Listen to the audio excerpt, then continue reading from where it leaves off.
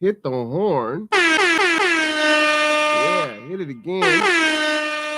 I'm not gonna hit it too hard because I am rocking a wicked migraine today. I got my Ray Charles Stevie Wonder shades on, but you know the show must go on. At least we're gonna try. Well, what are we doing? You already know. Food handlers in hand. Now it's time to get ready to rock the block. So we are in the what would we say the we're in the G2 kitchen. And there's Rich over there. And we're getting ready to make our first ever rock the block. Oh my goodness, I can't even remember the whole name that I typed in there. The Bremerton Belly Butt Buster Burritos. Man, let me tell you, these things are going to be fantastic, fantabulous. So we're going to start making those now. We've got 200 eggs to crack. We've got roasted potatoes or pan-fried potatoes with peppers and onions and garlic and what like oregano. That's the chef restoring there, right? I'm the sous chef here. He's gonna tell me what to do. Um, what else? What else is going in there? Cheese. I said potatoes, right? Oh, and spam. Oh man.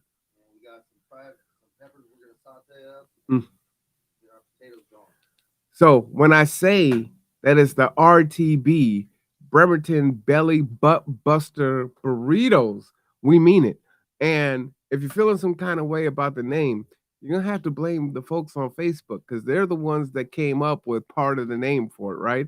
So if it had to be in there, I put it in there. So that's what it is. The RTB 5B for short. That's what we're creating right now. So let me head on over to the kitchen and get to work because I got to go to work, right? Oh, I guess you don't really need to see me, huh? All right. I'm going I'm coming over there to join you, Rich. I'm coming, Elizabeth. I'm coming, Elizabeth. Hey, that's it. Whoops. Let's see. They gotta be able to see me and you. Maybe they don't even need to see me, huh? They just need to see you. Oh, okay. Let me get over there. Put some milk in this one. All right, I'll mix it up. I'll be right there. Let me wash my hands real quick. All right. And get these. You realize people might want to actually be able to hear us in the kitchen, right? In order to do that, they need microphones. So when you have a migraine, start missing the small pieces. And I was supposed to be doing something. What was it? What was I doing? You were grabbing. No, I mean I should have had the microphone set up before we went live. Oh, okay. But that was my short-sightedness. That's what I was saying.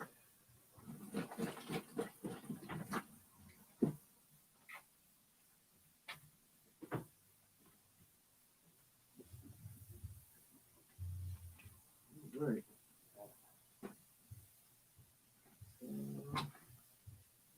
Things we do for love, huh? What you won't do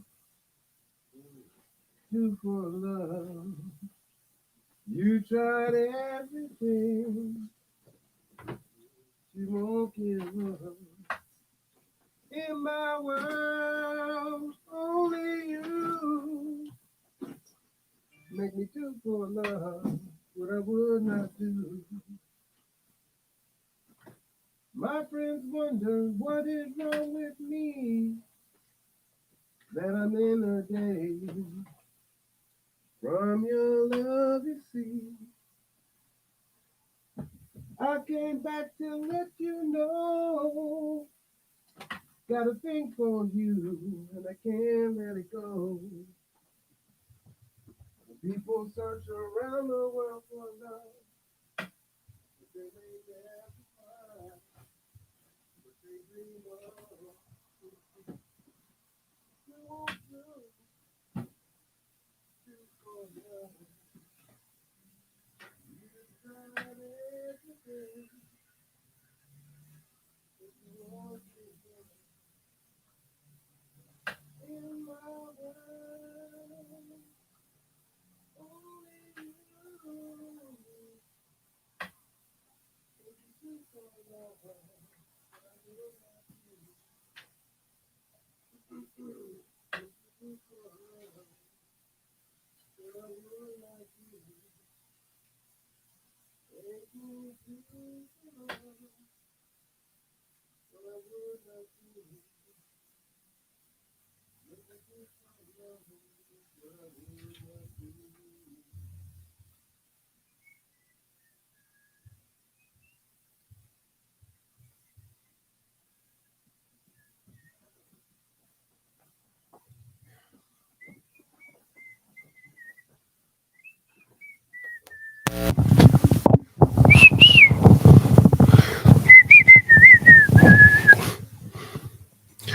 I guess you wonder where I've been. I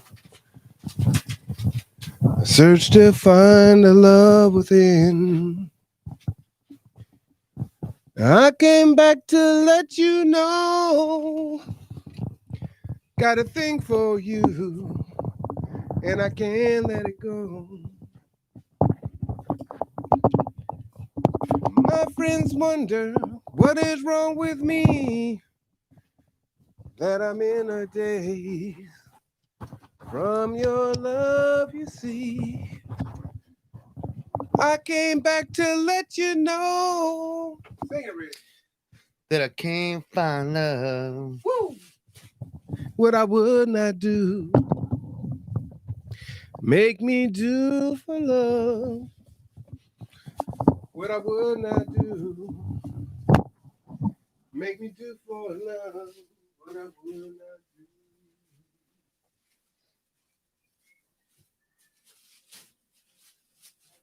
That's what it's all about. Sharing that love out there.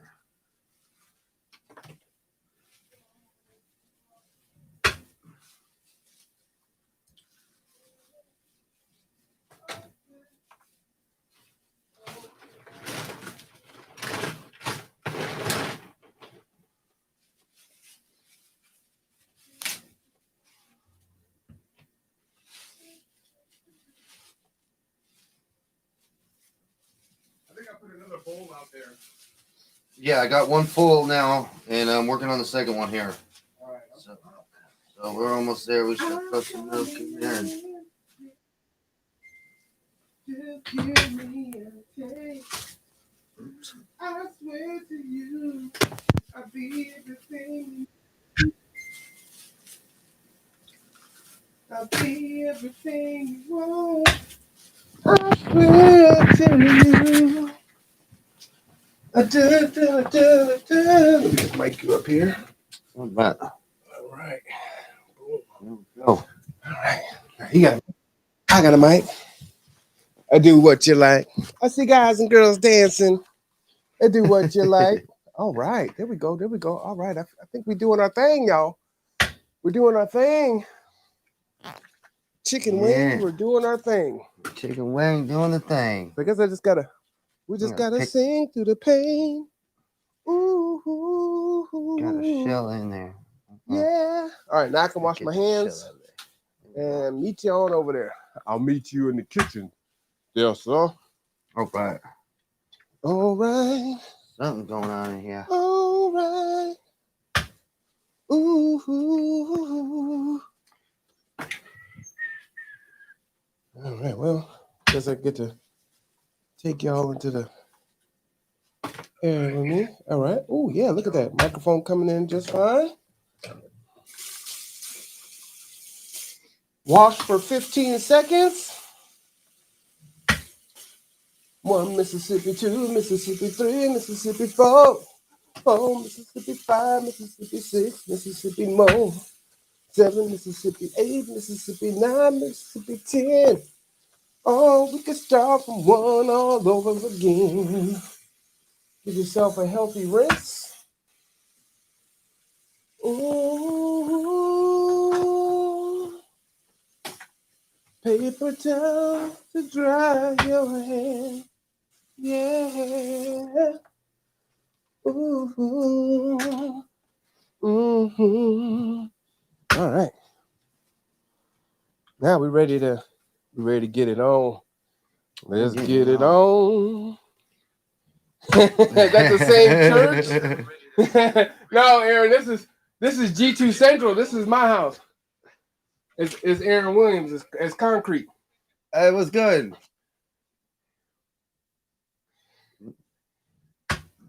Well, you can't talk back to him, but he can hear you. Okay. Like you won't hear it. Like he can't. He's not on the mic, so you know what I mean. Yeah. You know what I'm saying. Yeah. But it looks like the old kitchen. Yeah. We're doing what we do. All right. Well, if anyone has any requests, we can't play any copyright music, unfortunately, because, they'll shut our stream down, which is horrible. However, there's other things we can do and sing about. Mm-hmm. That's Absolutely. Right. Let's see. Let's chill. Let's settle down. That's what I want to do. Just me and you. Let's chill. Let's settle down. Come on. Just me and you. I'm so happy to have you here. Standing right by my side. Is it a dream or a fantasy? I'm not sure if that's what the lyric is. Please don't wake me. All my love is for you. No. Whatever you... Uh-oh. That was working yesterday. Don't embarrass me, Blender. I need you. Whatever you want. Oh, there we go. Oh, I lost the song. Whatever you want, I will do. Oh, this is much better than using a whisk. Hallelujah. Oh, yeah. Hallelujah. Oh, yeah. You're the only one I want in my life. For you, I make that sacrifice. Oh, let's chill. Let's settle down. That's what I want to do. Just me and you. Let's chill. We need a little bit more power to break these eggs up. Yeah. If I had this 2 weeks ago, I'd have looked like a halfway professional.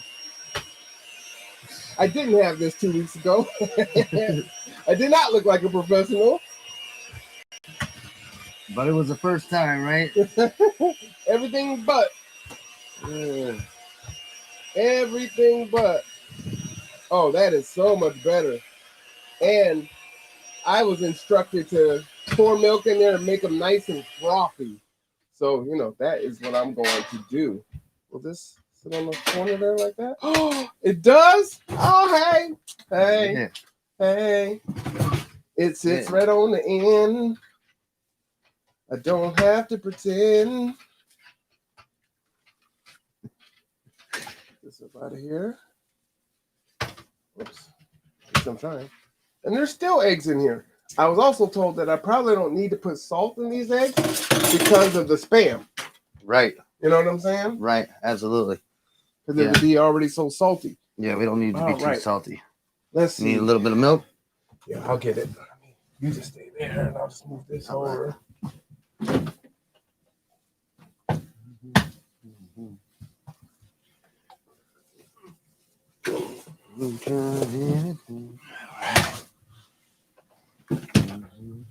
Milk. I'll wait for this. I got the milk, yeah.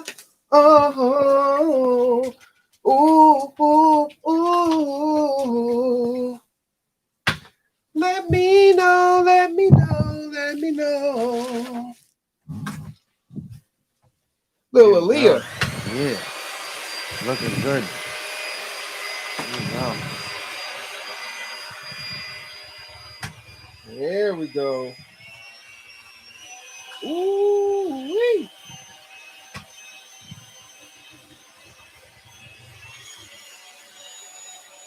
$200 eggs. That's a lot of cracking. A lot of cracking. Let's say, let's get it cracking. That's what they're talking about. We're getting it cracking. We getting it cracking. Up in the soup kitchen. You can feed 100 people tomorrow, huh? That's it. All right. Okay. Good, good, good. Good, good, good. Yeah.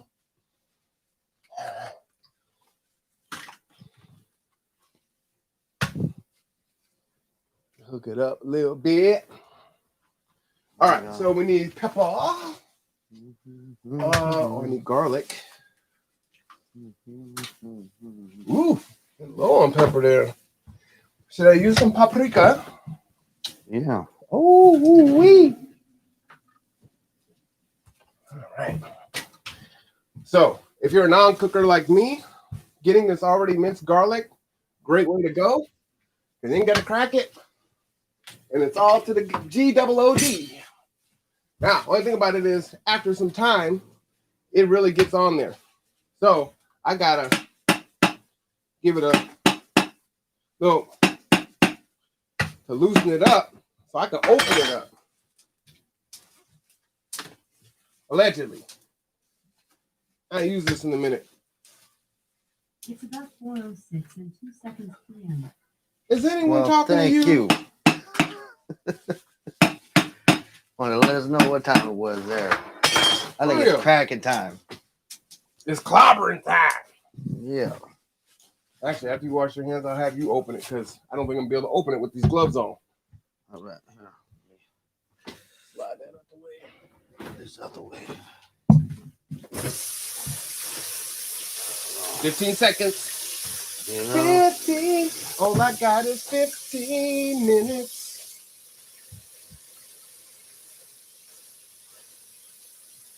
While you're doing that, I can get some paprika. Let's see. Oh, there we go. Paprika. Oregano? That's No. yeah, we can put some oregano in there. Okay. We want to just If I have some, I mean, just saying. I'm gonna do what I can. Let's see. Oh, paper towels. Yep. Yep.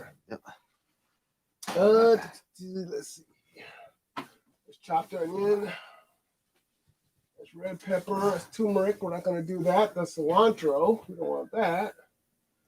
Italian herb. No, that's not appropriate. I'd put a pretty weird spice to it after the paprika. Well, Italian seasoning? Is that the same as Italian herb? Yeah. That's why I am the helper. Otherwise, it can get kind of strange. We actually want people to enjoy it. Oh, here's some oregano. Well, I can't get this thing open either. This thing is. Yeah, this knife is just so sharp. You got it? There it is. All right. Go. Thank you. Yeah. Yeah, that knife is just super sharp. So giving it a bat is a little scary. You know what I mean? Uh-huh. All right. Okay. So, and you're generous with the oregano. I mean, with the garlic, because you don't want vampires, right? Bam. We don't want no vampires. All right, we don't need it. We ain't afraid of no vampires. Oregano, yeah. Oregano. Mm-hmm. Mm-hmm. Beat that all together. I gotta. Where should I preheat the potatoes? 350. Is that okay? Yep. Yeah, we're gonna preheat the potatoes 350. Ooh, looky. Ooh. Ooh. Actually, I think I'd probably do about 400 on the potatoes. 400. Okay. Yeah. 400. Okay. There's enough room up here. I think so. Make it work. Make it work. There we go. Boom. There's that. Oh, that thing is full. Yeah, it is. Do like this. Oh, well. You want to flip into the potatoes while I do this? Yep. I was actually supposed to do that first, but you were so far ahead of me. I got to catch up a little. Yeah. That's all right. We got lots ahead of us, so. Lots ahead of us. This is an honor. Really pretty cool to be able to So I've been help drinking out with this. water. I've had coffee, hoping the caffeine was going to help with my headache. I had a Red Bull, hoping that might help. I've had probably a gallon of water already today. I sat in the dark. Didn't even make it to church. I took my blood pressure. I was thinking, man, maybe my blood pressure is off the chain. And it wasn't. And then I even took a COVID test because I was nauseated. You know what I'm saying? I'm like, Yeah. my head is pounding. Still, huh? Yeah, it's not as bad as it was, but if I could just lay down in the dark, yeah, that's what I would be doing.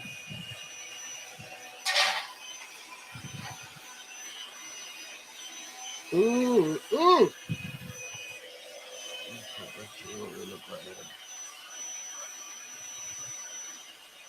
There we go. There we go. So what are you doing right now? All right, Tell the so people.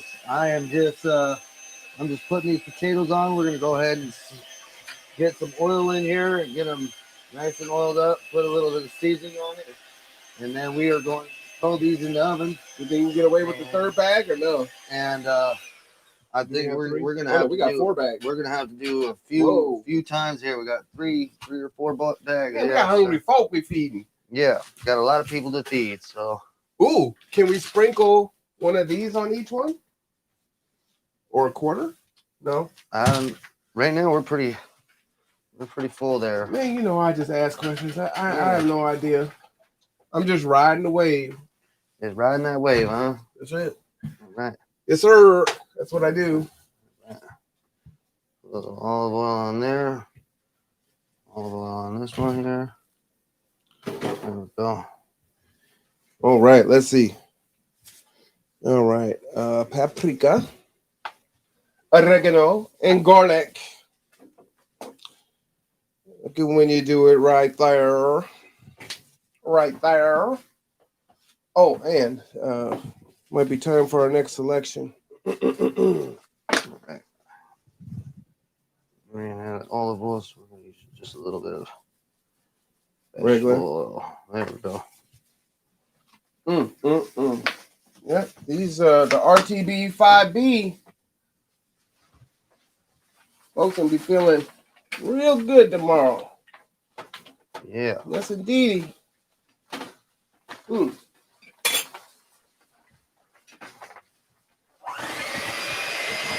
Mixed up in there. Always and forever, each moment with you is just like a dream to me that somehow came true. And I know tomorrow will still be the same. 'Cause we got a life of love. I can pop those in there for you. Well, let's put some spices on them first. Oh, spices? Yeah. Oh, we need spices too? Yeah, season these up a little bit. Yeah. That won't ever change. And And what No. spices? Oregano? We're gonna go with Right here. Italian seasoning? We want some of this Johnny's first. Oh, Gotta Johnny's. get some Oh, Johnny's in the snap with house. apple. Oh, yeah, orange pineapple. I Yeah. got Johnny's and Lowry's because, Okay. people, they got their own opinion on which way is better, You got some Lowry's, you got some Johnny's. You got some people that like mayonnaise, some people like Miracle Whip. That's right. Me personally, I particularly like Johnny's. I think this is the way to go for a multi-season. Mm. And let's get a good little layer on that. Mm-hmm. Okay. What else you want? Then we're gonna go with some of this garlic powder. Oh. Let's see here. Let's see it. Right here. Hey, I do have garlic powder. Hey, Yeah. I got some seasonings. Yeah. I ain't got a lot. Yeah. A little meat. Yeah. Yeah. And then we'll throw some oregano on it and we'll toss it in the oven. Little bit means a lot. Appreciate what you got. You want black pepper too? Maybe a little bit. Yeah, we'll do a splash of black pepper. Oh. We got plenty of salt in there with the Johnny's. Perfect. Woo, woo. Beautiful. Oh man, I got a perfect. Perfect. All right. Now they can go in. Yeah, 40 minutes? 30 minutes? About 30 minutes, yes. Alexa, set a 30-minute timer.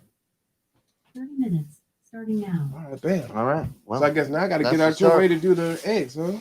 That's the start. And we'll just, I'd say probably right now we just rest, to be honest. We got probably about a 20-minute window, I'd say. Really? Or we can start sauteing some of these peppers, but we got so many potatoes we're going to have to do. We're looking at an hour and a half cooking. Okay. So, well, in the interim, I could probably get some pans out and wash those. Get those ready. Okay. Plus, we're going to have something to transfer these things into. Did I take the pans out? I am going to get ready for our next round of garbage here, and I will take the garbage out and wash my hands when we get back. Oh, yeah, we're going to need all these big boys. We are completely full. 2,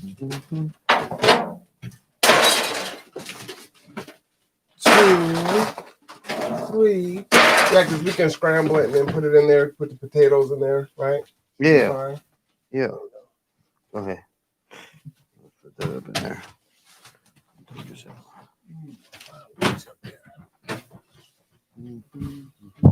Good. Yeah. Where was I?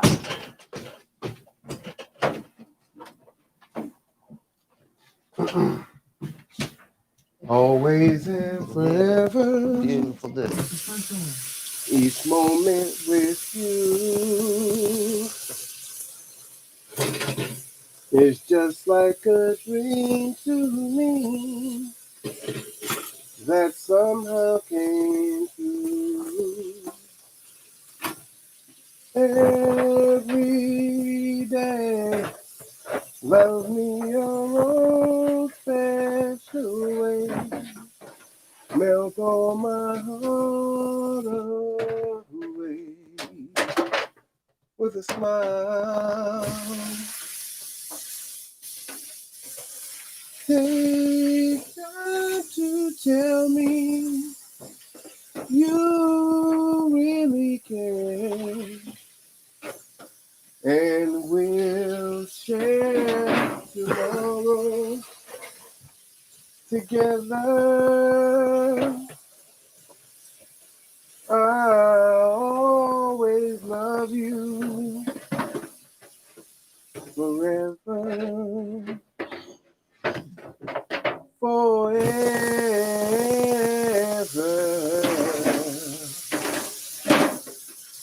There will always be sunshine When I look at you, something I can't explain. Just the things that you do. And if you get lonely, call me and cave. Second to give to me that magic you're making every day. Love me your own special way. Melt all my heart away with a smile. Take time to tell me you really care, and we'll share tomorrow together. I always love you ever, There we go. forever, loving you is a thing that I planned for a very long time. Me and you and me, we is one. All right. Love together for a very long time. Loving you. All right. And then the frying pans are in this drawer here Okay. on the left. All right. Let's Two big ones there. get this here. Forever, ever. Yeah. Ever in a day. Ever in the day. Right. There we go. So we got our potatoes in, right? Well, we've got probably four batches of potatoes. We've got two things of, man, how many eggs do we have? How many do you think you cracked in each one? Well, we got about 150 so far, I'd say. Already in there? Yep, right around there. Yeah, because we only got. That's all that's left? That's all that's left. You are fast. Good man. Lord. Oh, that's what I'm talking about. Man, I wondered, maybe we have one more big bowl. Or could we pour this mix in one of those, or it'd be too hard to try to pour and scramble? So I think what we're gonna have to do is we're gonna have to cook these on the stovetop. Hopefully, we got like a big pan here that we can put these in. Yep. And we'll cook them down, and then we'll just put them in there, right? And then mix all this stuff together. Yep. Ooh wee. Yep. Man, you cracked 150 eggs. You are fast, sir. That's oh man. That's how applause. That's how we do it. Let's sit down for time flies when you're having fun, right? Man, it does. But I'd have been here for another hour trying to crack eggs if it was up to me. That's impressive. That's impressive. I do not have that skill, sir. We'll go with this one. I've got that one, and then there's another kind of deepish one. This one should get quite a bit in there. Mm-hmm. There's one more that's about the same size. All right. And then we got... See, and then so Rich, what is his background that you don't know? Is head manager at Boat Shed? I was a chef at the Boat Shed. Yeah. Chef at the Boat Shed. Yep. And I cooked pretty much everywhere. So I cooked at Applebee's and let me tell you. Olive Garden, a few different places. So folks are gonna be eating good. Right. And I think what a lot of times what people overlook is the knowledge, skills, and abilities of those that are on the block, right? Those that are on ML King, those that are on Broadway. Some folks have a some serious skills, right? These are skills I do not have that I wish I possessed, but I do not. Yeah. I know my limitations. You know what I'm Well, saying? that's all right because, you know, it's like Bill Gates said, you don't have to be the smartest man in the world. You just got to know one.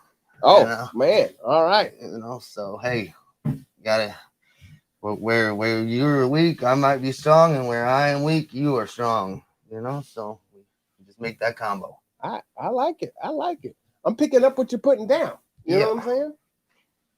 All right. So I'm gonna get out of his way a little bit, let him burn. I'm gonna hop over here on the computer so I can see if folks are talking. Give a little response there. All right. And I don't know how you feel about telling everybody where it came from, but you can if you want. Yeah. Well, you want to tell the story where you're cooking? We can do that. It's up to you. All right. Well, me personally, I am just trying to give back to the community right now because, you know, along with Marwan, Mr. Cameron, there has been a few other people, and I won't disclose names for their privacy, but they saved my life, and I was having problems and found myself homeless and not, you know, not doing well. So they pulled me out of it, and you know, here I am today, working for G2 and trying to set sail on my way, getting back into the, you know, a little bit of culinary work here, like I've done in my past, and I'm Using your grateful. skills. Yeah, using my skills, doing a little refresh course, and I'm happy to do it. You know, because if it wasn't for them, I wouldn't be here. You know, probably wouldn't even be alive. So I'm just grateful. Well, if you don't mind, why don't we start at the beginning, right? When I would say what Dawn saw you down on ML King. Yep. Just talk about your experience there, like maybe the day before. How long have you been there? What? How did you get there? First off, because you weren't unhoused. How did you get there? Right. So, you know, my story is not a whole lot different than any other, you know, alcoholic or an addict. I just I had everything going in life, and you know, I had some complications with a woman, and things kind of went downhill, and one thing led to another, and I, you know, found myself, you know, using pretty much anything I could get a hold of, and you know, conning and doing whatever I got to do to be able to just feed my habit. And so, when did that start? Well, that started. I was down on the block for maybe I think maybe about 6 months, maybe. Okay. Yeah. Before that, I was not far from. I was just living in a trap house, you know, trap house to trap house, whatever, you know, just trying to maintain survival. And you know, it's really a rough road, and it's you know, it's not easy to get back to where I am. You know, So you what gotta was go the through. trigger for you? What? So the main trigger was the girl I was with was in the going into the third trimester, and we lost a child. Wow. Yeah, we were going to find out the gender, and we had an apartment in Silverdale, and I was working for Safe Boats at the time. And when we moved in, they had a complimentary thing of champagne with a couple of glasses, and that thing just collected dust up on top of our fridge. And when we found out that the baby was gone, she came back and she just said, cracked it open, and she didn't realize that I was an alcoholic and that I was going to get more alcohol after that. You Right. know what I mean? But yeah, and then that just set it off. You know, I just started drinking real heavily, and that went on for a few years. You know, and slowly but surely, I just lost everything. You know, there's ups and downs, of course, just like in life. And I tried to maintain working, but after a while, I just couldn't even do that. You know, I just lost everything. So when was this? that was about 13 years ago. Okay. Yeah. And so how did you come out of that? I came out of that because I just got tired. I got tired of being tired. you know, after abuse of my life and my body and everything, I just I just knew it was time. You know, I got into the fentanyl pills, which are very hard to cut. You know, Mhm. and thankful to you guys. You guys came down there and had an intervention on me. You know, I was working for you at the time and hiding it from you, and you were loaning me your truck, and you know, thank God that I was I was able to work for you really because I had just met you probably maybe 2 months prior to that. You know, and What month was that? Like maybe three April, three May, months. maybe May, Yeah, May or June. yeah, and you were just you were accepting from day one.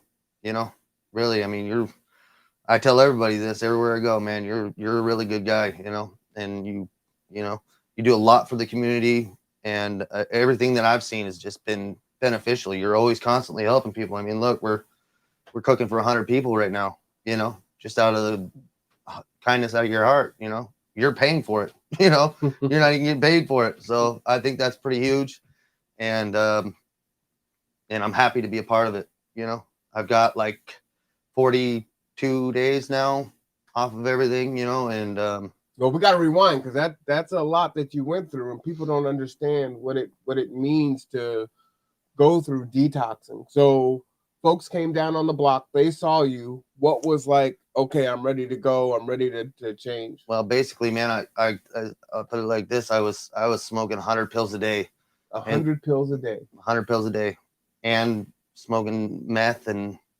you know, and everything else. It was really out of control, you know, Wow. and I'm lucky that I'm alive, you know. I've seen a lot of people dying down there, and you know you have to get Narcan and bring them back to life. And I was Narcan, you know, I was Narcan 4 times, and it brought me back. And paramedics showed up, and I was kind of just coming out of it, you know, and start puking, and you know it's really bad. You know, it's really bad, and it's a pandemic. You know, it's really. I mean, I'm really thankful to see on the news that they're talking about like getting rid of the shippers, and you know the people bringing it in from Mexico or wherever it's coming in. You know, I'm just really glad to see that because you know I'm living proof that this can be done. You know, I I I I don't even have any Subox anymore. I got the Vivitrol shot, which is what this band is about on my wrist here. Oh, we'll get to that. You know, we'll get to that. Yeah. There's a lot. So folks came down, right? So a lot of times people will talk to you and say, hey, you know, you don't belong here, you know, let's get some help. And folks don't often say yes the first time. Was that your experience? Yeah, yeah. This wasn't my first time trying to quit, you know, because it is very hard.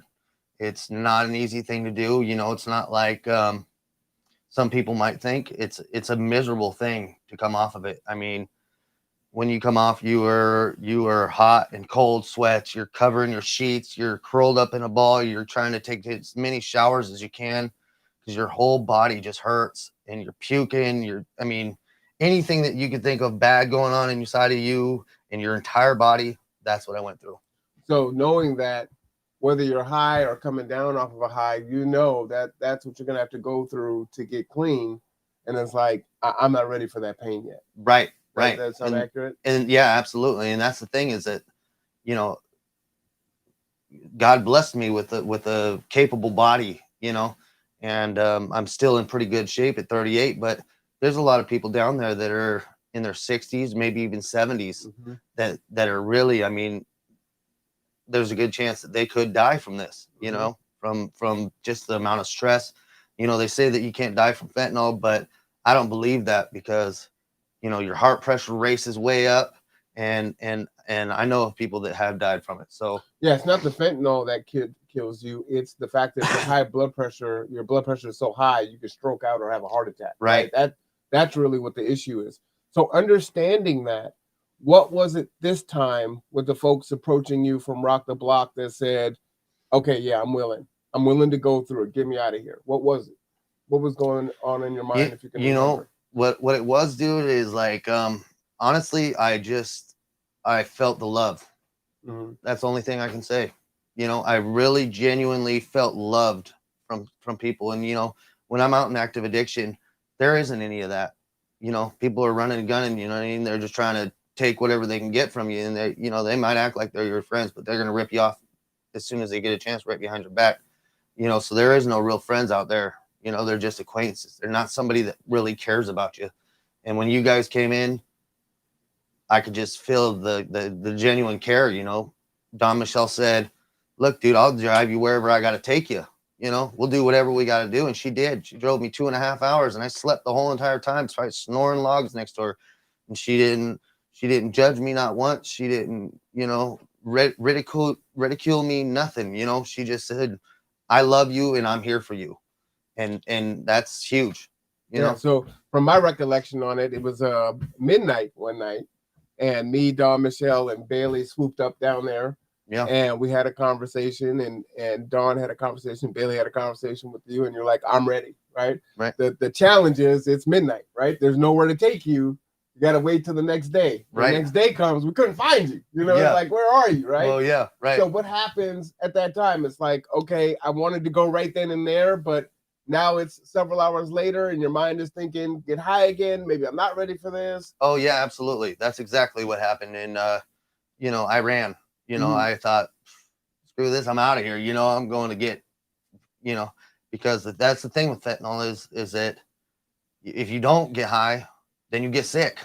You know, your whole body starts hurting and you start getting physically ill. It's almost like a bad flu, like times 10.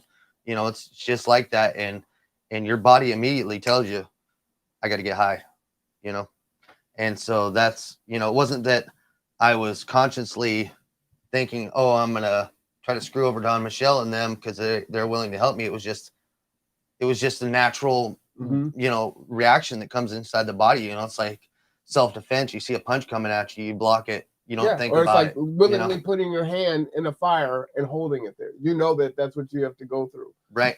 So it took the RTB, right? It took Rock the Block. So you got Kimmy looking for you. She finds you. She's driving around with Bailey. She hops in my truck. Bailey's in the other car. G2 didn't have any drivers, so Don Michelle hopped in her car, drove you 2.5 hours to Longview. Yeah. Right. And man, I tell you, like love, like Kimmy, I got to tell you, we started off real rough because when she came down, I seen her trying to take one of the guy's homeless dogs, one of the homeless guy's dogs from him. I didn't know that they had a, you know, kind of a relationship or whatever it was, some kind of a friendship already united, you know, and she was saying something about, I'm going to take him to somewhere else. And I heard that and I flipped out and I told my girlfriend at the time, I'd say, hey baby, get out here and beat this chick's ass, you know, because that's the life. That's the life of it, you know. And I told her to go fuck herself and everything else, you know, and not nicely either, you know, and still, she was still willing to help me. So that's what I'm talking about. That's love. Yeah, for sure. So Don Michelle takes you down there, and now you're down in Longview, Washington, 2.5 hours away, right? Yeah. Tell us about that experience. Man, I got to tell you, like I said, it wasn't easy, you know. I'll be honest with you. I was make a grown man scream for his life, you know. I was pleading and begging to God that I would be okay, screaming in this room that is like, you know, just a tiny room, but you know, you got nurses there taking your blood pressure and stuff, and thank God for them too, you know, because they're equipped with the skills and the talents to be able to, you know, react the right way when somebody's going through that. Because, you know, if you could have just imagined me like hurled up and just pissed off at the world, and I am puking my guts up and I am in serious pain and I just want to knock anyone out that comes next to me, you know, because I just can't even like control the emotions that are going on inside of me, you know. So what happened? Because you didn't make it in Longview. G2 had to drive back down and come and pick you up a few days later. What happened? 2.5 hours, man. I was out in the middle of nowhere because I went to the Family Health Wellness Center, which were really good. They were very professional. And then they took me to a treatment called White River or something along those lines. I can't remember exactly the name, but maybe later on in the Yeah, day we'll we get can into it. we can Yeah, get for back sure. to that. But I got to tell you, man, it was full of people that were pretty much straight out of prison, you know, and I was there on my own cognizance. I was trying to do the right thing, not to say that I'm any better or worse than them, but it was that mentality. Right. And You so, also weren't convicted of a crime, right? I wasn't And that could be convicted kind of of a crime. dangerous, it seems like. Sure, Yeah. sure, maybe, you know, but I don't, you know, an addict's an addict is an addict, you know, and I didn't really care about my safety at that point, you know, I didn't really think about it because I'm so used to that mentality. Wow. You know, Wow.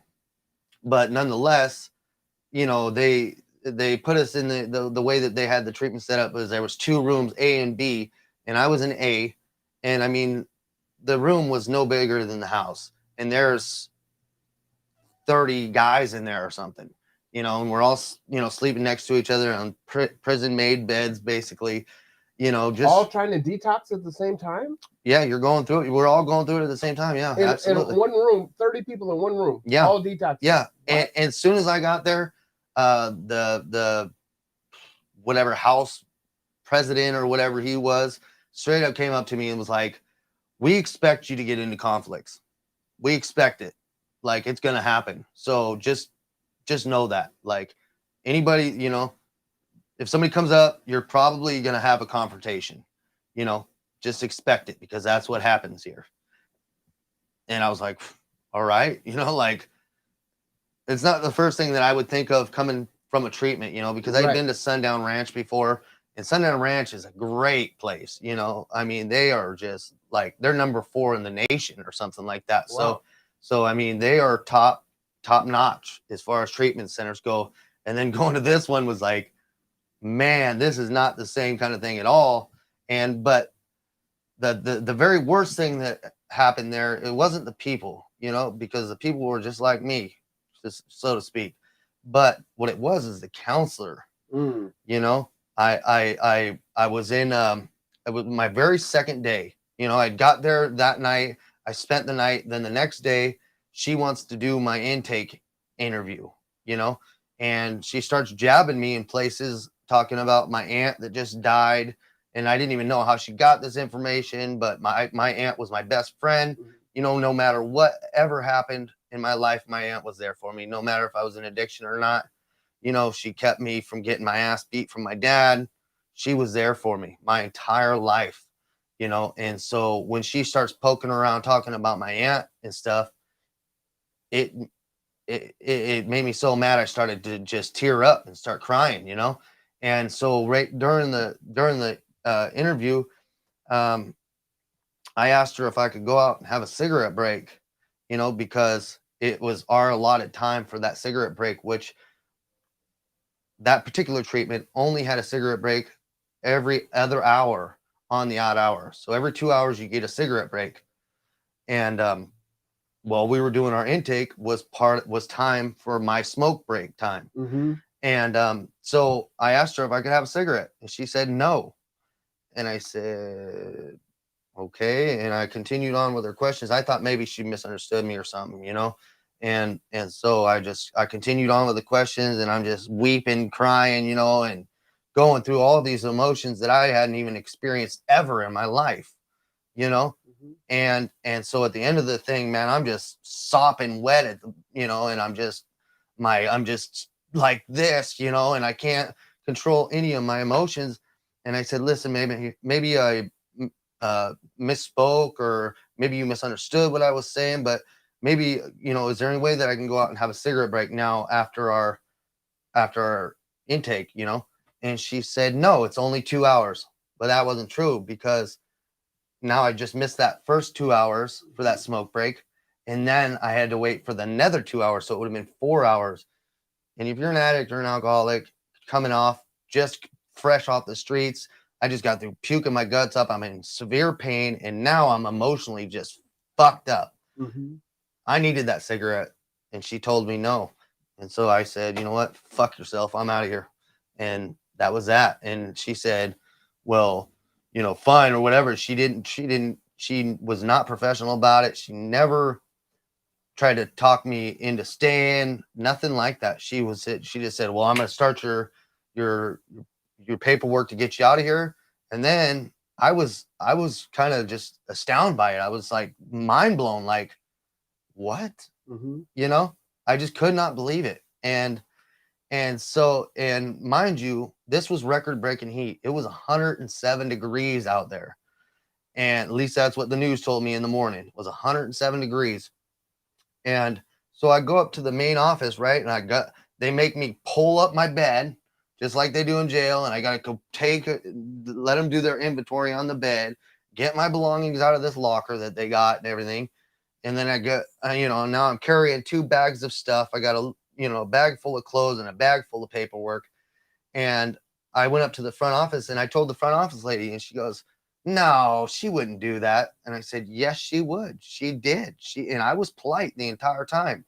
I was not rude to her or nothing until the very end of the interview, when I was to the point where I was like, you know what, this is bullshit, and she didn't believe me. So I wrote it down on a notebook. Right. And so I said, okay, here's what I want to do. I want you to read this. You're now my witness, and I asked them to sign it, the note that I wrote, which I ended up being 3 pages, and I asked them to sign it several times. Even though the lady was on my side and thought that it was complete crap, she wouldn't do anything because I felt like maybe she was afraid for her employment from this counselor, because the counselor had been there for so long or whatnot, But I did bring the counselor out right in front of her, and I said, this is what I wrote. I'm going to read it to you. And if anything's incorrect, please let me know. And I read exactly word for word, verbatim, everything that I had wrote. And she looked at me and she just said, yep, that's true. Here's your discharge paperwork. Now I need you to leave the property. Wow. And Alexa, cancel timer. And so then I had to leave the property, and out in the woods where I'm seeing eagles flying above me, I seen 5 bear droppings along this walk. I must have walked 3 miles in this heat. And then finally I walk up to a couple's house, and along the front of it, it says Trump. And I thought, man, if I walk up to this house, I'm probably going to get shot. You know what I mean? And like nothing against Trump at all, but it was, that immediately was my first initial thought. Turned out they were great people, really nice. The wife brought out some tea for me, and she allowed me to sit at the bottom of her driveway until you guys got there. Yeah, because we're 2.5 hours away. 2.5 hours, so I was outside for hours in 107 degree heat.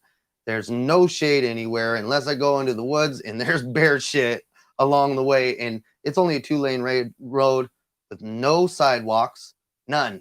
It's like, you see the white line, and here's the gravel, and then it goes down. Wow. You know what I mean? And so there's nowhere to walk, and there's just nothing but semis. Vroom, vroom, vroom, It was scary. It was really, really scary. But so tell me, so Rob picks you up, and the potholders are, you see where the kitchen sink is? Yes. There you go. So Rob picks you up, and you hop in the van with him, and talk about that. What was your ride back like? You have any conversations? So I get in the van, and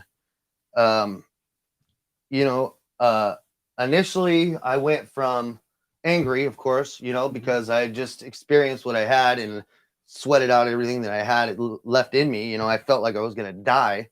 And, needless to say, because I'm still going through withdrawals pretty much at this point, and then Rob shows up, and, he gets to talking to me, and we have a lot in common that I wasn't aware of. And he's really a great guy, just a great dude, just really loving. And, so once again, I was back to emotional and, kind of just crying, I didn't know, just the love that I felt was catastrophic, just no words can explain it. While you pull that one out, let me just pause for a second. Everyone, as you are joining us, thanks. For those of you that know Rob, he has probably not ever been described as loving, but he is. in his way. You know, he does have a heart of gold. I don't know if he's listening right now. I know there's probably some people that are snickering and laughing, but that guy is tireless, and he'll give you his last cigarette uh, and make it happen. So that's for real. Yep, and he did. He took me and he bought me food, and he gave me smokes, and he took care of me when I needed it. So you finally get back up to Bremerton. What happens then? So then I get up to Bremerton, and my girlfriend at the time was still in active addiction, which she is now off to the races herself, going to detox because of Don Michelle. Mm-hmm. You know, doing her work, doing her thing, and you know, and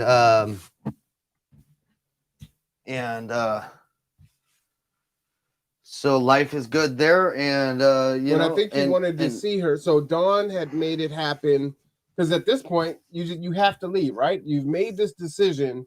All right, I want to get clean. I want to detox. I'm done with this. I take the trip. I run. They find me. I take the trip. I get there. I try. I have this horrible experience. I basically get kicked out of this treatment. I don't know where I'm going. I'm just coming back to Bremerton. And I remember that Dawn told me that you said, you know what? I still want to do this. It just can't be done here. Right. And so Dawn used all of her connections and leveraged all of that to get you into KRC. She did. And I remember Rob said to me that you wanted to see your girlfriend, right? Right. Because the thing is you had made this decision, which is a huge one. And now you're a couple. You're separating to get clean. She's still in it. Right. You're gone 2.5 hours. You come back. You're still tethered to the people that you care about and love, right? Right. You know, and I didn't even get a chance to tell her anything about me leaving the treatment. I just, you know, They gotta go, right? I said, I gotta go, you Mm-hmm. know? And sometimes, I mean, that's what separates the men from the boys, you know, when you gotta, you know, when it's time, it's time. And that's what it was. It was time, and the doors opened up to me, and you know, I don't know how anybody else feels, but I love God, and I feel like God opened up those doors for me. Mm-hmm. And you guys were a part of what He wanted done, you know, and you guys helped execute it, and here we are today. Well, I mean, not quite, right? So you have to go to KRC. So you're there. You're still Right. going through detox. Oh, Explain to people what detox is like. okay, so detox, you know, it's miserable. You're at the depths of hell, really. You know, I mean, you are just wishing you were dead because of all of the pain that's going on inside you. And you know, most treatment places will get you off of fentanyl by switching you over to Suboxone Mm-hmm. or Subutex. Explain that to people. What is Suboxone And or so Subutex? Suboxone is naloxone and then basically opiates. Mm. It's basically like it's a legal way to get you off opiates. But when you're an opiate user, you don't get high from it. You know, it just makes it so you feel okay to be able to proceed on with your day. Gotcha. You know, and that generally you can't take the Suboxone until you've been going through it for about 70 hours of Mhm. your detox, which is, Wow. you know, you're So puking the and vomiting, the diarrhea, the body aches, the just everything. for nights. Yeah. Mm-hmm. And then when you finally get to pulling through and you take the Suboxone, I mean, my back was just like, it felt like I was hit with the sledgehammer 50 times over again, you know, and just severe pain. And so then, Well, you guys were sharing with me that people can get addicted to Suboxone. very much so. And there's a lot of people that stay on the Suboxone instead of, you know, getting off of Suboxone and being free of any kind of opiate, which was, you know, my goal ultimately. I wanted to I wanted to be free of substance use in general.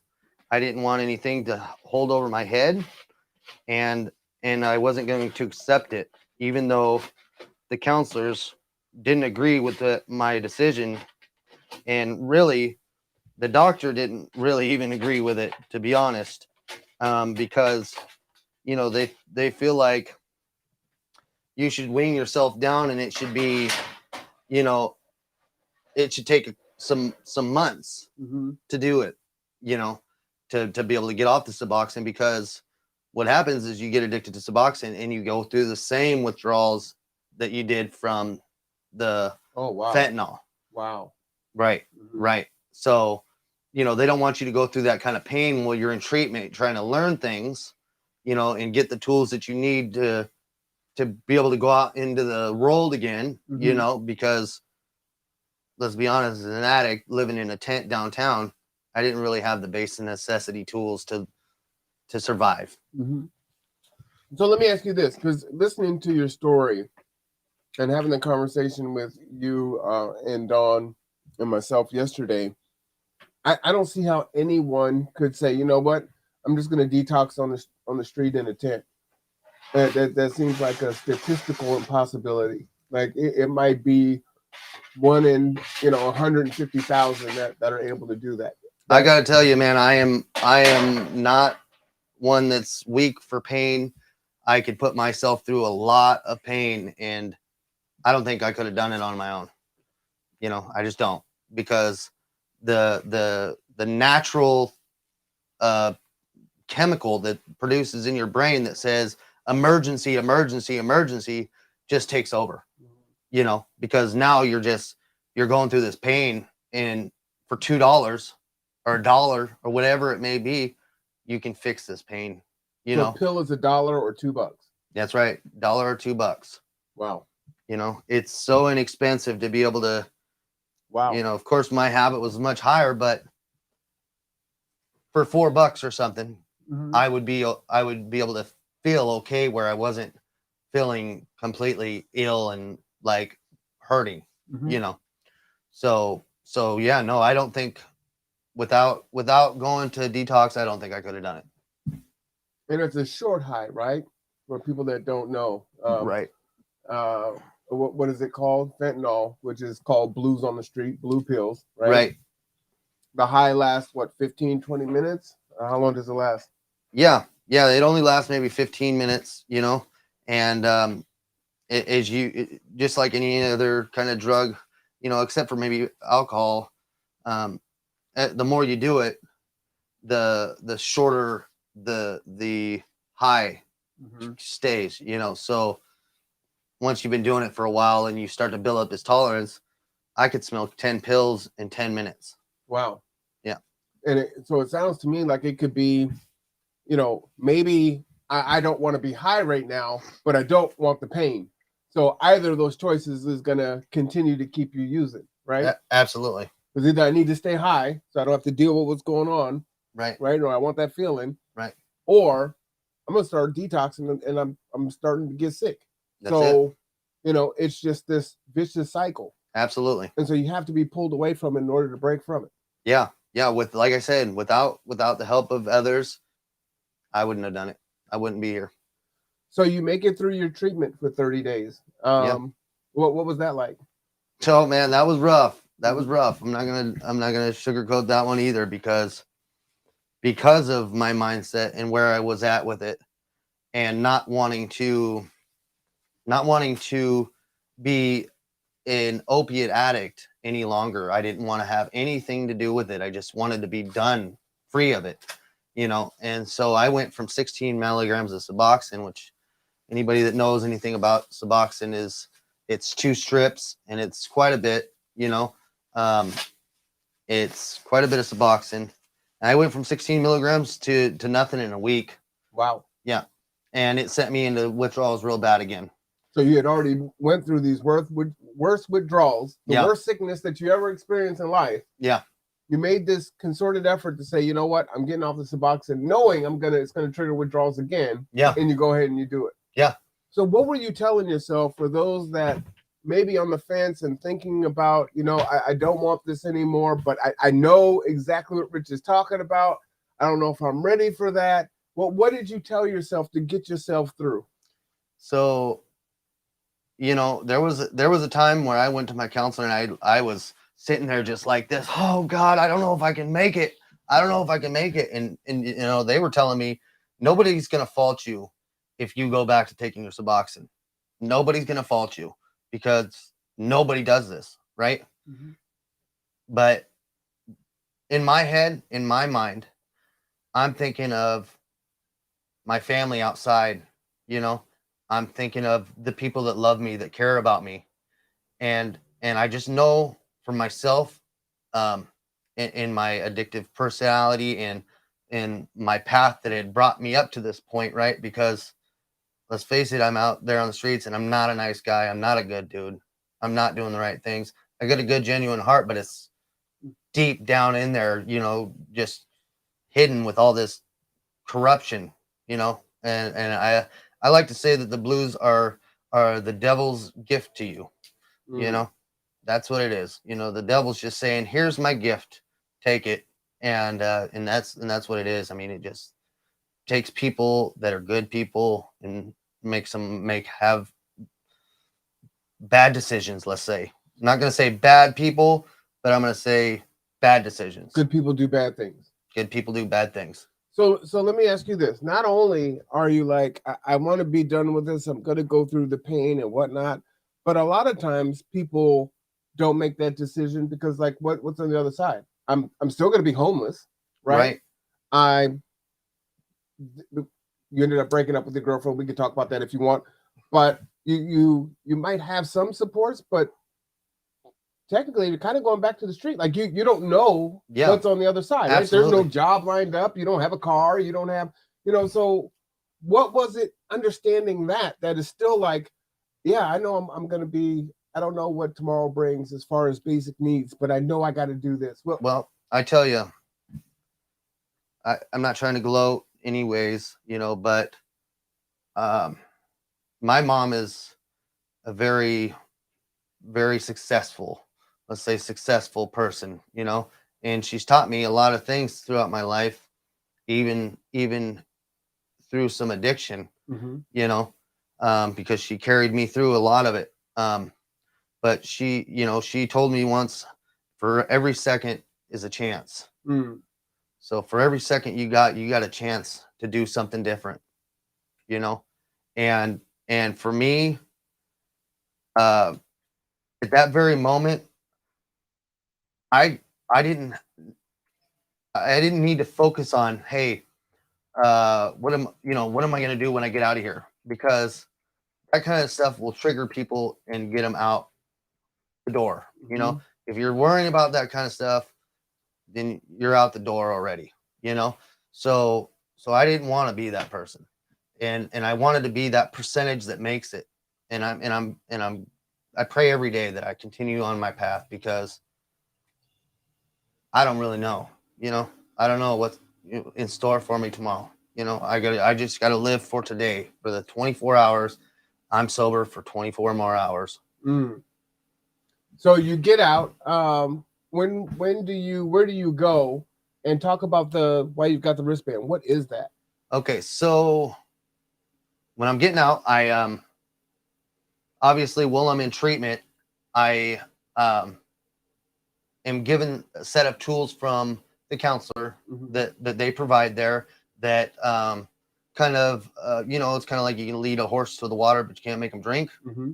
Well, they led me to the water and I drank a lot. Nice. You know what I'm saying? Yeah. Like, I'm gonna drink this whole damn pond. And so I hit the ground running in treatment, just like I did as soon as I got out of treatment. While I was in treatment, I'm calling Oxford Houses, I'm calling Eagle Wings, I'm calling Marwan Cameron, I'm calling G2, I'm calling Don Michelle, I'm calling my parents, which I haven't spoke to in 13 years. I'm pulling out every single resource that I can. I go through the withdrawals from Suboxone and I catch COVID at the same time. Wow. So I it was a really rough patch for me. It was really hard. Did you ever feel like the world was conspiring against you? Like, look, I'm trying to do everything right here.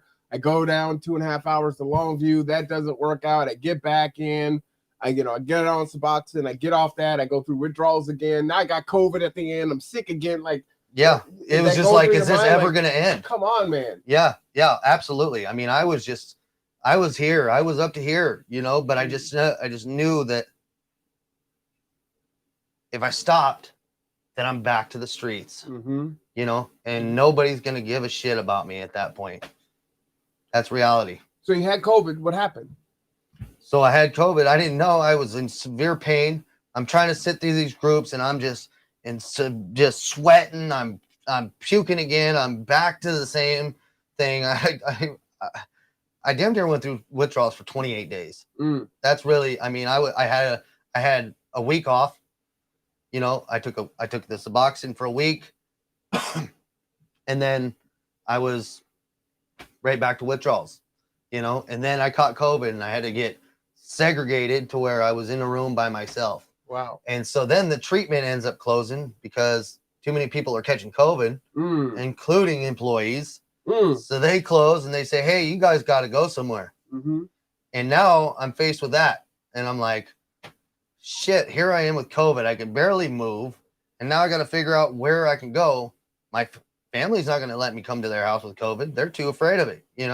I don't know where to go. Nobody's going to openly, hey, come on in with your COVID. You know what I mean? But thank God that I did reach out to my family because my dad was able to put me up in a hotel room. I lived in a sauna for a few days, and I just wrote it out. And so it's important to lean on your resources, right? Absolutely. Put your pride on the shelf, make that phone call, ask for the help. Absolutely. That's a big deal. Ask for help because there is a lot of help out there for suffering addicts. If you want it, if you want what I have now, you can get it. It's obtainable, but you got to put that foot in front of the other. So what's awesome is me tapping back into the story is you ended up at the Red Lion, and it happens to be, this was last Friday, right? Right. So we're talking about a week, people.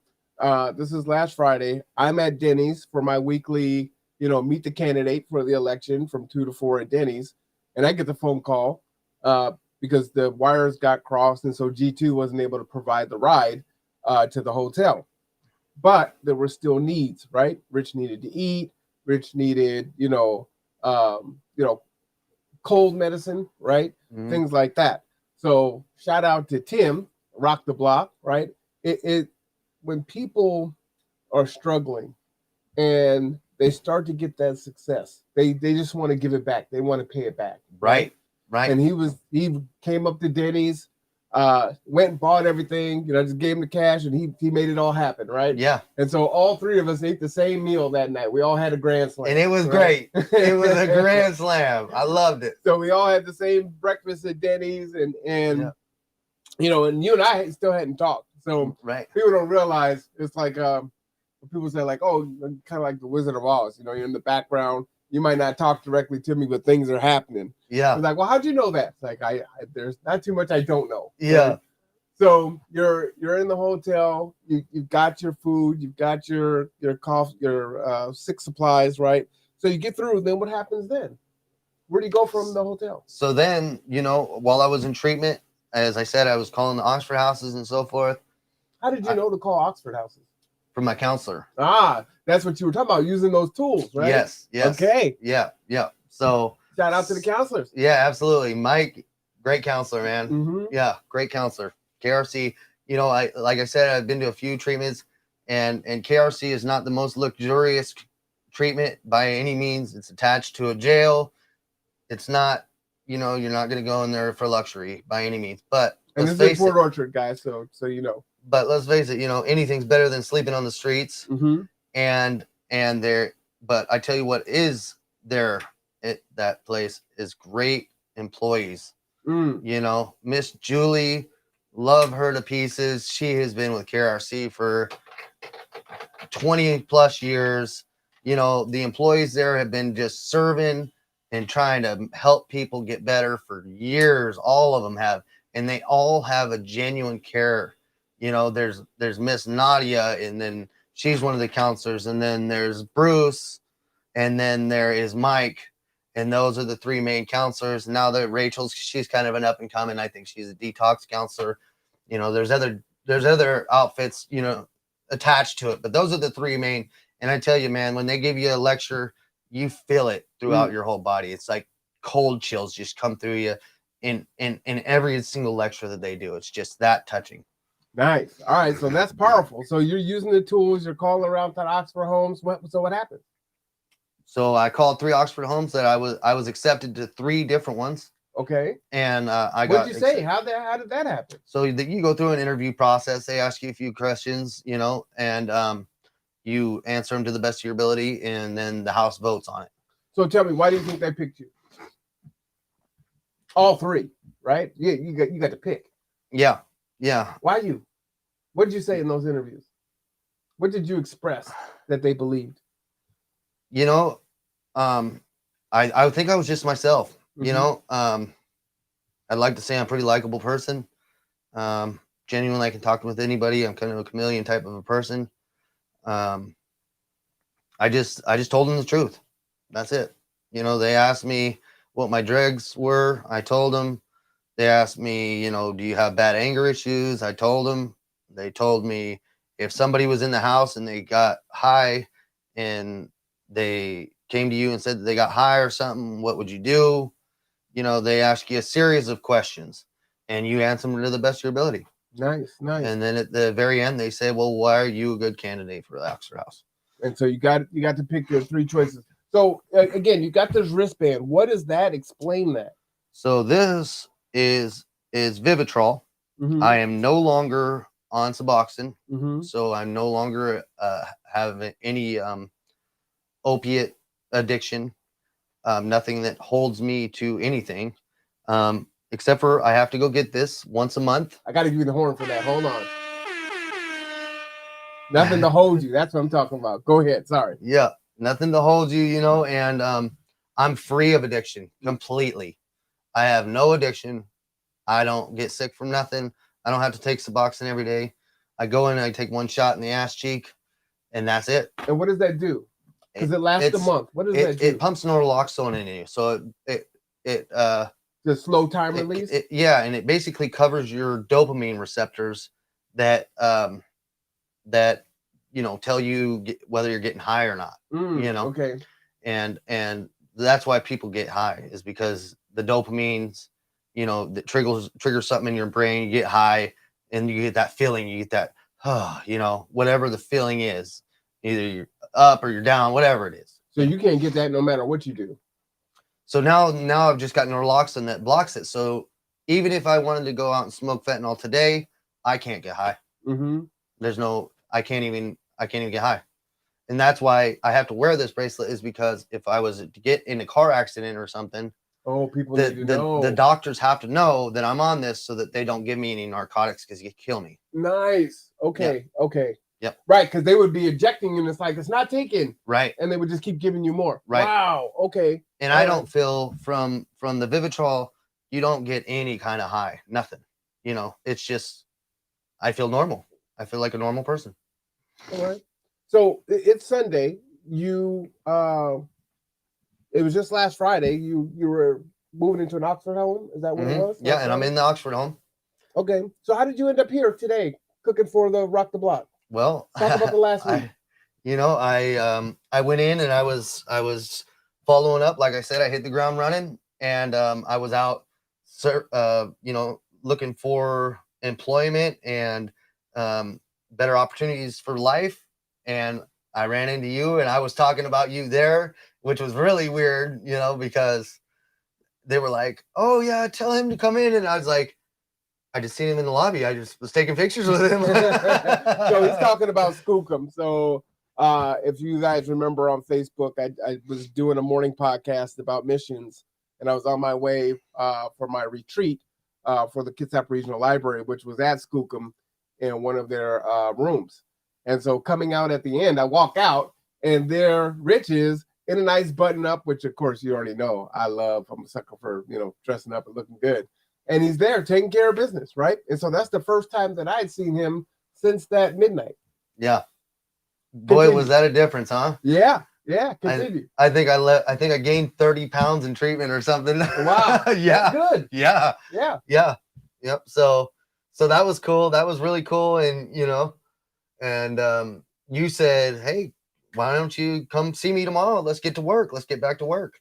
And so I did. I got a hold of you the next day and I said, hey, what's going on? Can we, do some work? And, one thing led to another. And I think a couple days later, here we are cooking for. So not even 2 months ago, you're unhoused in full addiction on ML King. Today, you're in my house cooking for people that are on ML King. And you got me my license back. Mo, hit the horn. Yeah.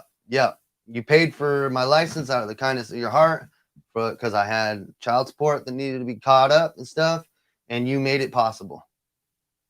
So that's what Marwan Cameron does. That's what he be doing. He be putting it down. For anybody that don't know, Mr. Cameron is putting it down for the people that need this love. He is sharing it. That's a secret. All right, we just try to do what we can, and that's really it. And again, as I tell everyone, it's not me. The only reason I'm able to do anything that I do is because of the team that is around me, and I absolutely mean that. Keep in mind, people, that you don't do anything alone. It takes other people, and it's not codependent. It's interdependence. That's what it is, right? And if we're going to address this nationwide issue, it's going to take all of us together. And as you heard from the story, right, this was a very non-traditional way to get someone off the block and get them to the other side. And all parties have to be willing, right? And he has to do the hard part, right? We don't go through detox. But making those resources available, there's no budget item for us to charge off on a ride. Like, there's no agency. We can't build Salvation Army or Kitsap Mental Health or any other agency for that ride, right? It's just something that we eat, trying to do the work. And so in that, if we were to add up what did all that cost in man hours and everything else, I don't know, it might have been like $5,000 or $6,000 if you think about trying to find Rich and, folks coming out at midnight, right? I mean, if you're part of an agency, you're probably getting overtime or double time if that's even allowed. And so it takes non-traditional methods in order to make the change that we're trying to, that we want to see, right? We are dealing with something that we haven't seen before since the crack era, right? And this stuff is wicked, right? It's synthetic. Folks are mixing it together. We haven't even had a conversation about Trank, which can go along with it. It's brutal out there. And so when you understand and you can humanize the people that are down on ML King and down on Broadway and in the different encampments and what it takes, right? That the heart can be willing, but to go through it and understand that, one, you have to be in the right mind, or maybe even in the wrong mind, to think that, I'm going to go through this pain and get to the other side. But all of that uncertainty, right? Rich was talking about it earlier today. He's like, you know what? We were sitting here eating Wendy's before we got started. And he's like, you know what? I don't have $1. And I'm good. Faith, definitely, you've heard that in his story, right? Belief, he has also a history of success. But the big thing is having a group of individuals or organizations that believe in you, that are going to continue to push. The word that you hear is love, right? And that's not a word that you can put in anyone's mouth. That's something that they have to give out, right? And say that's what they feel, right? You can say, oh yeah, we just love on the people, right? Well, that may be what you're doing, but is that what they're receiving, right? And can they articulate that back? And so I think Rich was able to feel the love, right? And that helped strengthen him to say, yeah, I'm going to go through this. So now he's on the other side, right? Absolutely. And, we're doing the work. So you'll see him out and about. You might have seen him driving my car yesterday, right? Running errands, going in and prepping stuff for today. He's down at G2 and getting the hash browns and getting the eggs and getting stuff ready. And that's really what it is, right? I'm a firm believer in an idle mind is the devil's playground. It's one of the reasons why I lament the absence of Sunday service and the absence of a really robust transit system here in Kitsap County. Because if you can't get around and you're kind of stuck, it's easy to fall into the trappings of doing just some other things, right? And there's issues like that on Key Peninsula and a lot of other places where folks are kind of place bound where they're at, and there's not a lot of opportunity. And so, that again, from a political standpoint, transportation is very key to me. As we have a transportation company, but it's so much more than just giving a ride to an individual, right? It also, there's an element in there that addresses trying to dismantle and break through this epidemic of drugs that have taken siege on our country and our American citizens. So that is a very profound story. I really appreciate you telling that story and being vulnerable. One, you didn't have to do that. It's very hard to do that, right? Like, people know who you are, right? You're living in, hey, this is who I am. A lot of people might have some shame in that, and I want to keep it withdrawal to myself. I don't want to deal with the judgment. So thank you so much for telling that story. To be honest, for me, there is that, of course, and there's some embarrassment, and there's pride and stuff that that could hinder that. But to be honest, if there's anybody that's watching this that knows me, I want them to know that it's possible. There is people out there that will help you. I will help you. Marwan will help you. There's people that will love you genuinely, and we're here for you. So just know that it can be done if you want it. If you want it, you can have it. And you know what's so powerful? He went to go see his mom yesterday, so I let him use my car to do that. And he leaves. Dawn was here. So Dawn leaves. He goes down to the block. He ends up on the block, right? And he just wants people to see, hey, look, I'm on the other side. You can do it too, right? And just as he said, that's coming from him. I can help you. Now, we want to make sure that he's safe, right? Because there is this, I want to say euphoria, right? But right now, you kind of feel like, yeah, I conquered it, and I want other people to conquer it. We do want him to be safe. So, please be with one of us when you're down there, right? Because there's still the trappings and everything else, and whether or not the drugs can keep you from getting high. It's kind of like you want to be careful putting yourself in those situations where you can be triggered, right? So having that support system around is good. Even when we feel like we're the strongest, we don't need help anymore. You always need help. Right? Always. You always need that support system.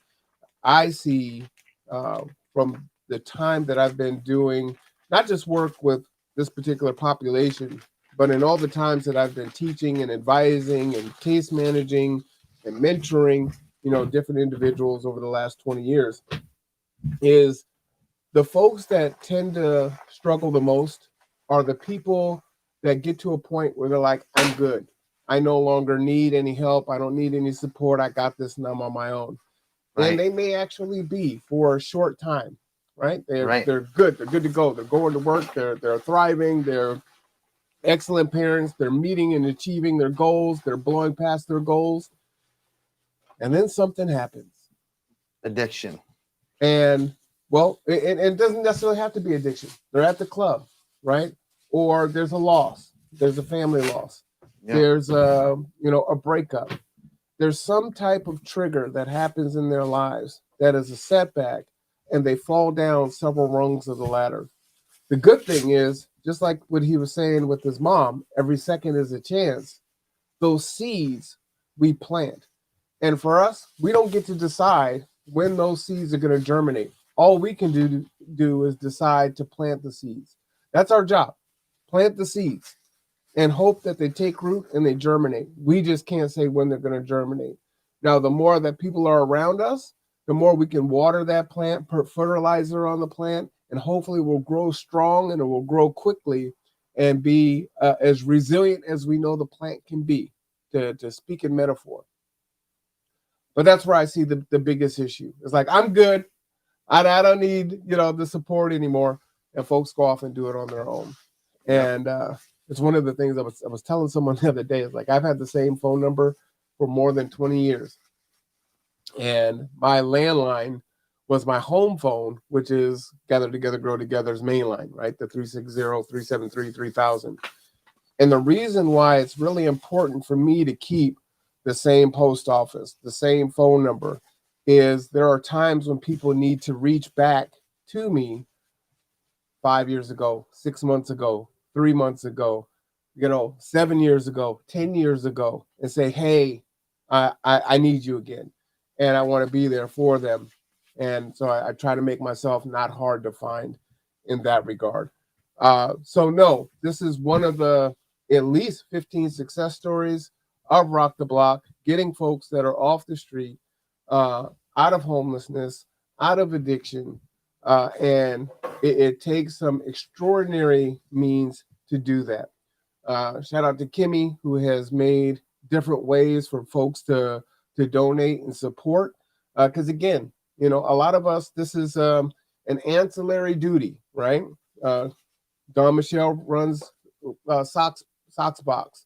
I'm G2, right? You got Kimmy, who's at Harborview. You got Kelsey, who's down at Gets at Public Health. You got Jocelyn, who's Prayer Warrior, and she does a lot, and Kelly and Tim, and who do I leave out? And Bailey, right? An exhaustive list of all the different things that Bailey does.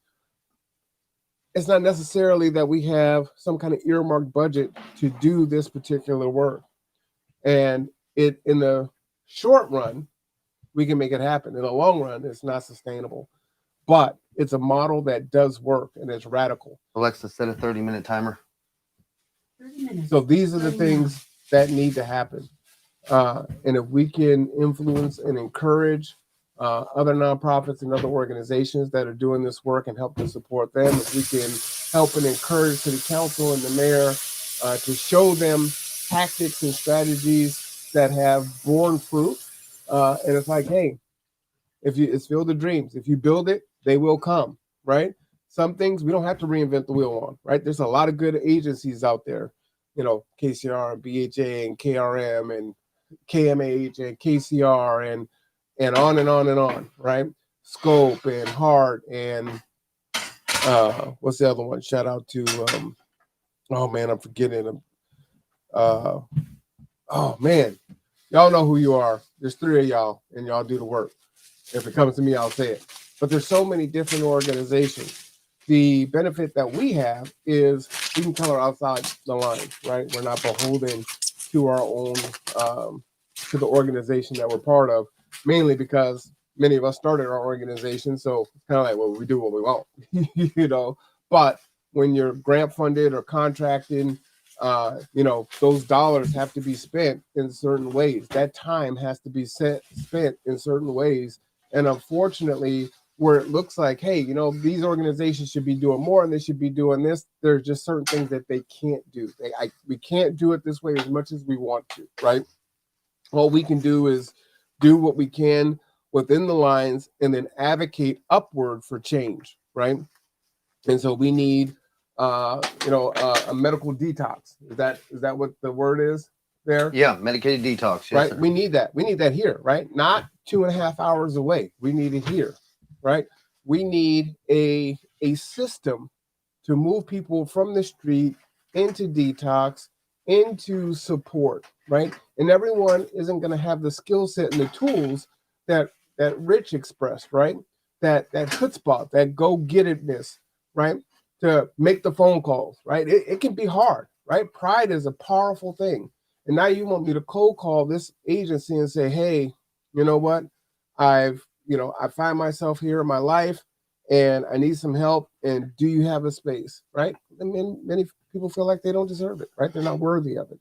And you're telling them to make the phone call. That's tough. That's hard. So, I hope this can be enlightening and a glimpse in.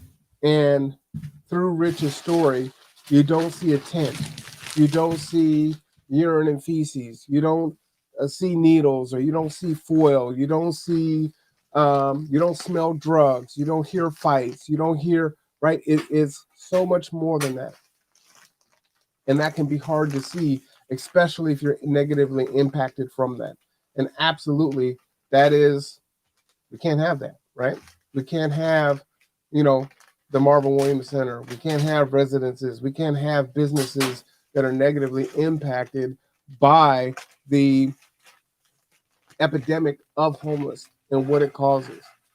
And what I want folks to know, especially here in this county, is when you look at Oakland, when you look at Chicago, when you look at New York, you can go to any major city, Portland, Seattle, right? You see how bad it is. You see how bad it is. We have an immigrant issue here in this country, in Chicago and New York, on YouTube. It's 30 million a month, I think, is what Chicago is spending right now. Bremerton doesn't have that kind of money. We don't have that kind of money. So we have to do something that isn't going to be that costly without just locking folks up, because that's not going to work either. That's tremendously expensive. So you can spend it one way or you can spend it another, right? Well, we can lock them up. We don't have to see it. Or we can do what we're doing and we're just kind of throwing dollars away. We're not really using them effectively. Or we can find another way to spend the money in an effective way where we're not having this ballooning expense that really goes forward to really put a hole in this issue, to really decrease the numbers, to put people back flat on their feet and strong. And those are the ones that are still strong, right? Rich isn't 40 yet.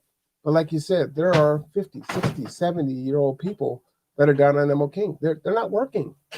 They're not going to have that capability. They're not going to have that capacity. But they also need to be taken care of. And there's a victimization that comes from, hey, like Rich said in his story, I may want to stop, but man, that pain is going to come. It's about to get cold. I don't want to feel the cold. I don't want to feel the heat. I don't want to feel the withdrawal. What's on the other side? What's my support system? Do I have one? Do I even know that all these things are there? Do I have the capacity to even process that in the middle of my addiction? There's so many different things. But if we could put a human face to it, deal with it from a humanistic standpoint, this is where the difference comes. So we will be downtown at 9 a.m. setting up. We're probably going to be cooking here for another couple hours, right? Because we got a lot to make, and it's just me and Rich today for our Rock the Block Bremerton Belly Buster Burritos. Woo, that's a mouthful. Say that twice. I'm glad that you guys were able to tune in. I ask if you would do me a favor. Subscribe to The Conduit on YouTube. Share this video out on Facebook and YouTube, and ask other people to tap in, right? I truly believe that the solution is with the community, right? It can't be with 7 people from city council. It can't be from the mayor. It's not going to be from the organizations that exist here. It's not going to be from the individuals that are here, right? We can all do what we can do. But if 10 or 11 people can have the audacity to come together and try to make change and get 14 or 15 people off the block with the support that's around, right? Imagine what it looks like if we really organize and volumize, right? Marvin Williams Center can grow and thrive and do what its mission is. The businesses downtown can thrive. Tourism can thrive. Property values can rise. People can feel safe. Children will be safe. People will be taken care of. Basic needs, shelter, food, healthcare, access to resources. It's really not crazy. It's really not big. We just have to say, you know what? As a people, as a society, as a community, this is what we value most, is each other. We want to make sure that each other is okay. All right? All right. So for Rich, I am Marwan Cameron. This is a special edition of Cameron's Kitchen. Rock the block, gather together, grow together, the conduit, whatever, conduits, man, we'll see you next time. I'll see you tomorrow morning. I'll be down on the block. Whether or not I've got a piercing migraine or not, I could put my glasses on, but I didn't want Rich to tell a story without being able to see my eyes. And when someone talks about all the pain that they've gone through, it's like, okay, I think I can even handle a little bit of pain of not wearing my glasses for a minute. When can choose to do these things, or as the standard, our city does nothing? We could choose to do these things, or yeah, absolutely. I agree with that. And I think, Justin, my philosophy has always been, I grew up in Seattle, and as a pejorative, right? Because I was a Seattleite when I first came here. My attitude was, man, Bremerton is like podunk 20 years behind, right? Everything is just so slow in Bremerton, right? You say, hey, this is what's happening over here. We should do this. We should do that. And they have to have a meeting to have the meeting about the meeting on whether or not they should think about maybe doing something sometime in the future, right? That was my experience when I first moved to Bremerton and started getting involved, either with the Navy College or at OC and just, being a community person and doing the work in all the different capacities that I do now, right? That has always been my gripe, my consternation, the thing that has caused me angst. However, right, I can Monday morning armchair quarterback it. I can be a complainer and just say, hey, this is wrong. They should be doing this. They should be doing that. And I will do that. And I will say that. And I do that. But at the same time, I also can activate myself and my resources around me and make my ripples count for something, right? It's using your power for good, using your powers for evil, or being apathetic and not using your gifts that God gave you at all. And so for me, I'm at a point in my life where I've chosen to activate the gifts that God gave me in whatever capacity that I can to try to make a change in what that is. Will I make all the change that I want in the world? No. Will I make some change? Yes. Will it be profound? Absolutely. How do I know? Because people like Rich tell me. So I know it works, right? And that should be enough to keep you going and saying, hey, where's the next Rich? Where's the next Rich? Where's the next Rich? And that's it. So join us. Join us, everyone. We could do so many wonderful things together as a community. We do not all have to agree on what we need to do or how we need to do it. But we know there are things that we need to do, and we can just start attacking those things a little bit at a time. Think outside the box. Don't be afraid to try something, right? The true failure is in not trying anything at all, right? We can be wrong. We can say, hey, this is the direction we think we should go. Let's try it.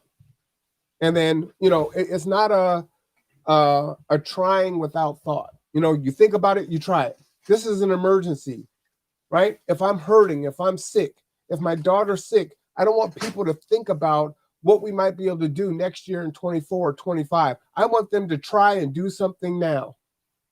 Because at least I can say, you know what? Man, that didn't work, but man, they actually care about my daughter. They're actually trying to do something for her, right? And at least by trying that, we know that doesn't work. Or we could take elements of that and we can put it into the other thing that we shift to, right? Yes, we need to be good stewards of money. We need to be fiscally responsible. But at the same time, we're not going to get out of this without spending money.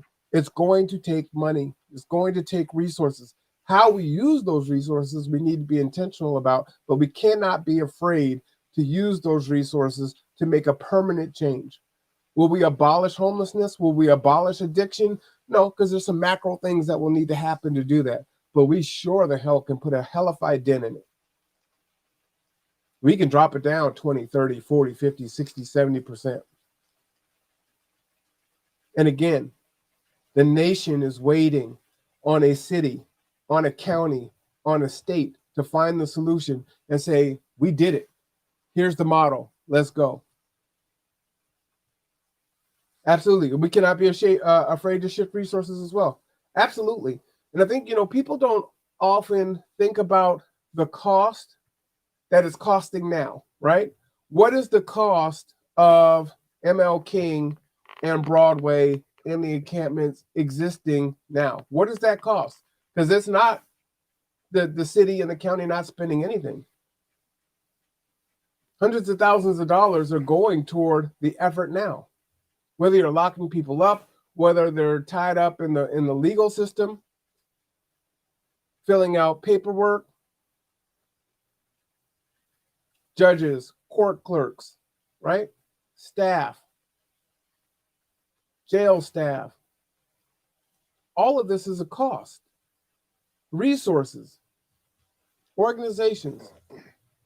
Money's being spent already. We just need to shift and try to spend in some different ways and look to the Mavericks on what they're doing and saying, okay, now we can't get with that. That's kind of working. Let's see what we can do there. Can I interrupt for a minute? Yeah, please. And with saying that, yes, there is a lot of cost that's going out to help the homeless and the people that are out there on MLK or whatnot, staying on the block in these tents. But you know what? What happens is once that effort is made and people make that decision, like I have, now you have a functioning citizen that's paying taxes again. You know, we're back to giving back. So it's not without, the cost is not without going unsaid. There's some, people are giving back, I'll be able to give back. I'll be able to give back my time, my love for the people that have brought me to this, that have spent that time and that energy put forth into, helping me out, and here I am, I'm trying to, give back to the community right now as we speak. Each one teach one, right? I'm going to amend one thing that Rich said. Just because you may not be a taxpayer does not mean that you don't have value. I've heard that at city council a lot, like, hey, these taxpayers. When you really look at it, there's a high percentage of people in this country that do not pay taxes.